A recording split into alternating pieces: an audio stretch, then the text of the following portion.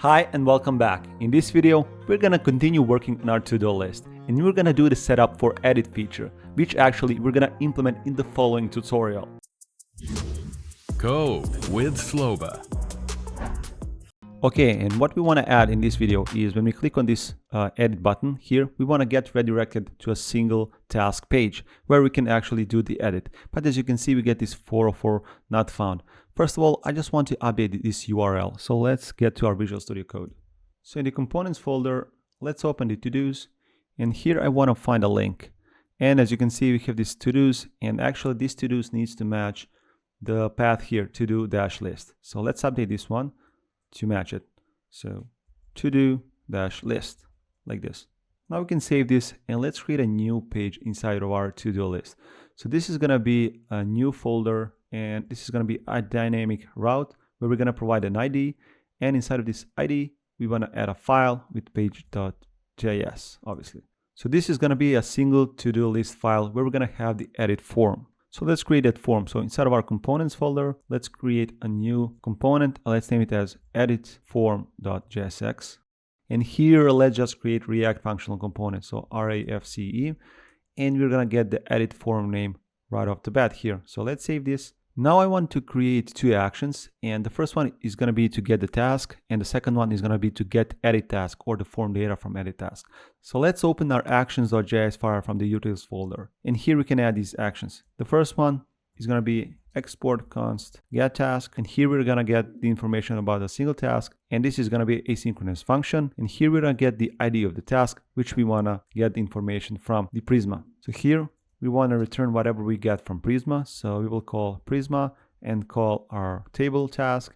And then we want to find unique. This is the method that we want to use. And inside of this method, we want to provide where property. And then we can just provide the ID that we got. We can omit the second part where we add additional ID value. And make sure that this is spelled correctly, like this. And now let's create a second action as well. And this action is going to get the information from the edit form. So let's export const get edit task. And this is going to be also asynchronous function. And this action is going to get the form data. And for now, we're just going to leave it empty like this. So let's save this and let's head over to our single task page. So let's open single task page and let's create a new function. So let's run our shortcut RAFCE, and let's name this one as single to do page, like this. And since this is a dynamic route, we know that we're going to get the ID from the params. So let's access the params here, and we want to call the action that we just created. So we want to store this information in a task variable, and let's await for action to complete. So get task, let's call it, and make sure to import it. So we're going to call params.id.